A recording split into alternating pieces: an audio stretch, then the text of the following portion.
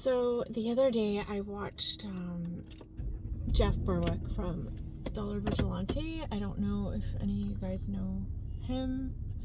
And he had a video up with Dr. Anna Mihalcea, I think is how you say it. Mihalcea? Something like that. And they were talking about nanotech. And I've always known about like what's coming in the future with the AI and the merge of humanity with AI. They actually want to like erase humanity as we know it. This isn't a conspiracy theory, like this is real stuff.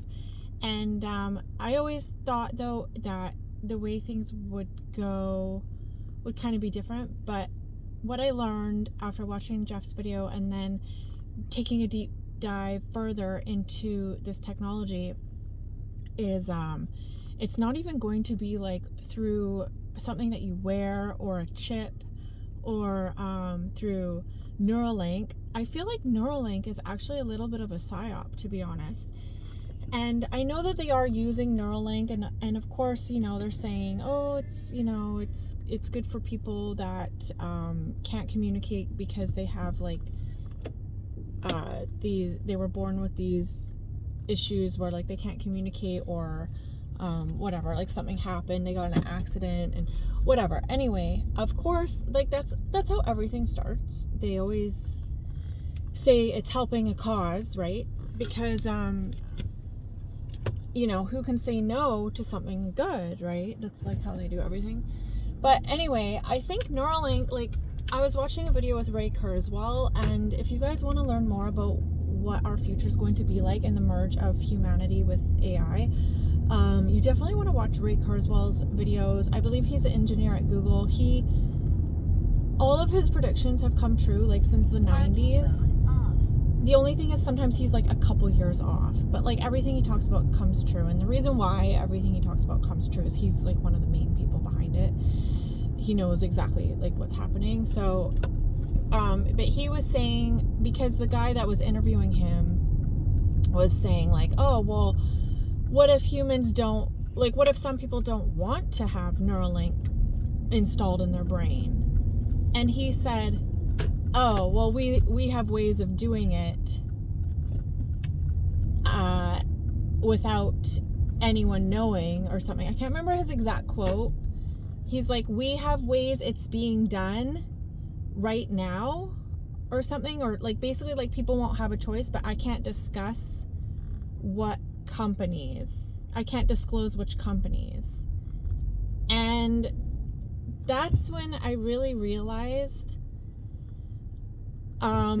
this shit is like everywhere. So nanotech is what they are using to deliver the technology into our bodies, like nanoparticles, for instance. And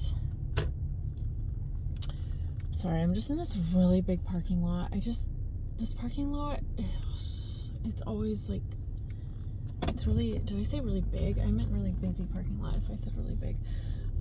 It's just always packed of cars. But so anyway, he was saying like, yeah, don't worry, we have ways of doing it.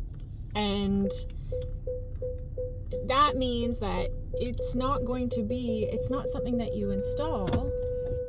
It's not a chip or something you put on your arm or whatever, right? It's actually going to be in you and so I took a really deep dive into this nanotechnology and nanoparticles. And so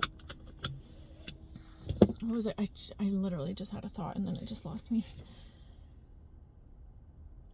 They say that the what's going to happen is these nanoparticles communicate with your neocortex, which means that you will become basically like your phone. So you know how right now you go to your phone, like say you want to know what's the best kind of apple tree to grow, for instance, like anything. You would go Google that, and then you get your search results or whatever, you get your answer, and you know, maybe that takes like a minute or 30 seconds or whatever, you know. He's like, that's too long. You know, in the future, you will have that answer. You'll just think of something you want to know, and you will know instantaneously. You will have the answer. There will not be a delay. And he said also as well, like, so basically what he's trying to say is our brains will become our phones. And so anything you want, anything you can do through your phone will come up in your brain. And then also even visually, like, I don't know how, I guess these nanoparticles can like form displays basically out of thin air. I know this sounds like really insane, but this is just how it is in the future. And so anyways, I was like, what the heck's up with these nanoparticles? Like, this is insane. So I started researching, and these nanoparticles have been being used in products for quite a few years now, like over 10 years. And because I always thought it was in the thing that people had to take after the whole debacle in 2020. You remember that thing? So I always thought that's actually one of the ways that I figured the future was going to happen and how they were going to merge people with AI, is I knew that had installed something in people, right? And Bill Gates even talks about this. He says that I don't want to say like certain keywords, but the things have self-assembling nanotech. Like, he's literally said this in public. This is not a conspiracy theory. Like, I might pull up the video and put it in here for you guys, like the clip. But anyways, he says like self-assembling. And so that's actually what the nanotech is doing. These nanoparticles actually self-assemble in you. And what they do in the long run is they kind of, I guess they like replicate, and they start to replace your actual cells. So eventually you will become like full, like a cyborg, I guess. I know it sounds insane. I know this stuff sounds so insane. But so it's like slowly taking you over, like your everything about you, like your mind, your blood, like your cells. There will eventually, and I don't know when we get to this point, there will not be human DNA left. And to go to the dark side, that's actually the goal here. That's actually the main intention. I know that sounds really crazy, but that's what's happening. So anyway, I always thought it was the people that did that were the ones first to, I guess, connect to AI, because I believe with the towers, I don't want to say, but you know, those ones that are sending out a lot of radiation and frequencies, you know, it works with that. And that is the case. But what I didn't know, and what I learned after watching that video with Jeff and Dr. Anna Mihalcea, is that this is already in everybody. And I think it depends, you know, who's done that and who hasn't, maybe who has more and who has less. But they are spraying the skies with these nanoparticles. They are in foods, Pepsi Cola, it's proven, Coca-Cola. They found this back in, was it 2018? They found fluorescent nanoparticles that were proven to have crossed the blood-brain barrier into the neocortex, I guess, into your brain. So this is like proven, this is talked about. So then I was thinking, okay, like, I know at the top, these companies are all, they're all like the same people. When you get into, what's going on with my hair here? When you get into like conspiracy theory stuff, I hate that word because it's not, it's actual like factual information. It's just not mainstream information. But when you get into looking at all this stuff, they're the same group of people for all these really massive, large scale companies. It is the same people at the top. It is. So I started thinking, okay, well, what about skin products? So I just Googled like Loreal and nanoparticles. Dude, there's nanoparticles in Loreal products. And it was the same day that I just went and bought a shampoo from Loreal. And I was like, are you freaking kidding me?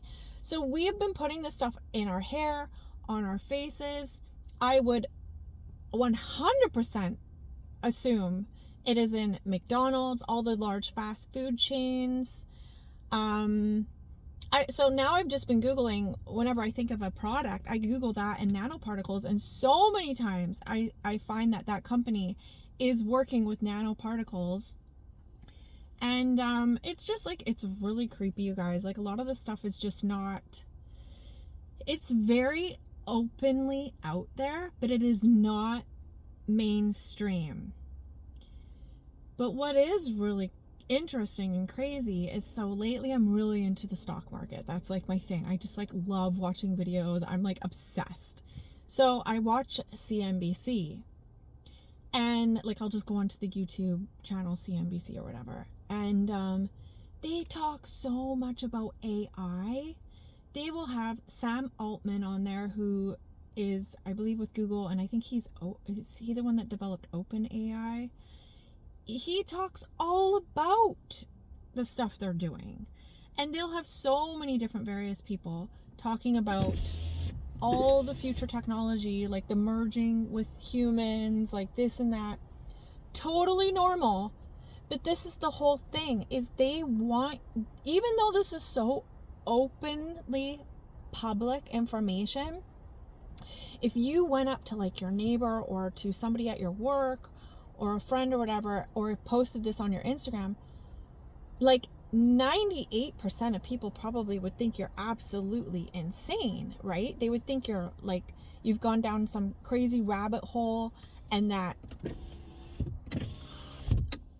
this guy's coming over here.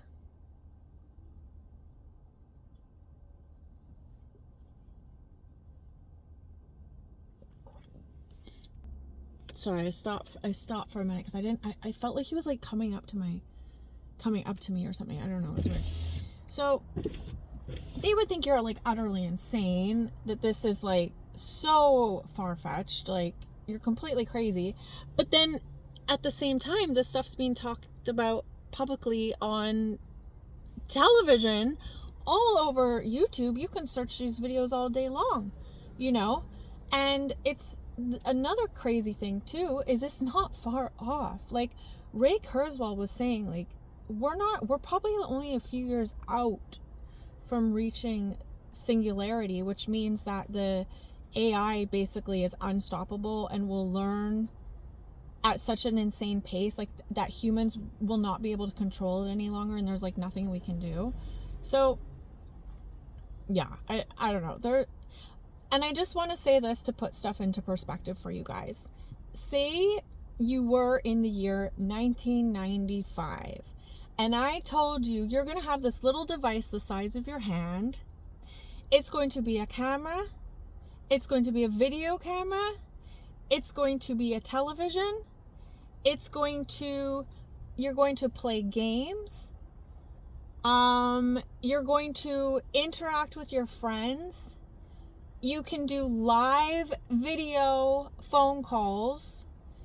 You can like draw on it. You can edit photos. I'm just trying to think of all the things a phone could do. Would you believe me?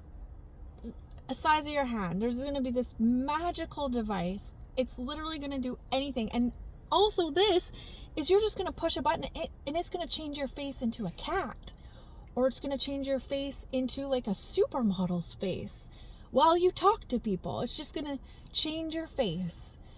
You know, somebody would think you're absolutely insane. And think about this too. Back then in 1995, you couldn't communicate via video. People would be like, how the hell is the video going to go through the air to the other person on the receiving end?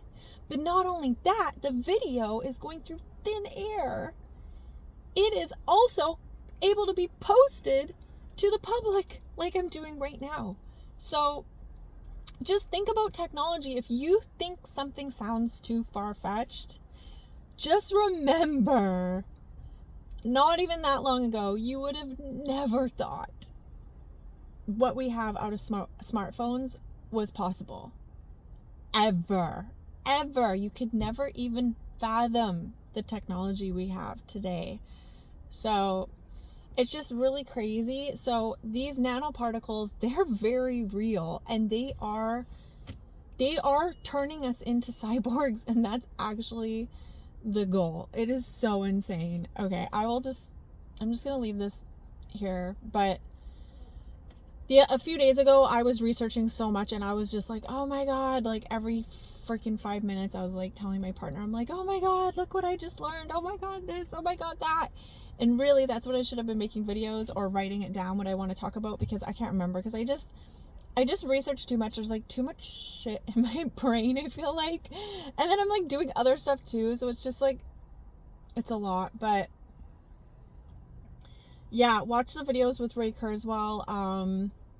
There's so many. Learn about Palantir. In the future, for instance, Palantir is going to govern the world. They are going to be the world's government. The government of the world's going to be AI. They're doing thought crime prediction, meaning they will accuse you of a crime if they figure, just from monitoring you, which you're monitored everywhere, that you were capable of doing the crime. Hence, now you are guilty of doing the crime. So, for instance, you might have not even done the crime, but because they feel with their algorithms that, like, oh, this person has a hot temper, oh, one time they talked about that, or whatever, they're just going to accuse you. Like, this is insane. So this is our future. And yeah, and it's very real. So definitely learn about it. Another thing I wanted to say is, I was just watching this video where this guy says, like, people are not the same anymore. And actually, I'm just going to do a whole other video on that. I'm going to stop here. Okay, thanks for watching. Bye.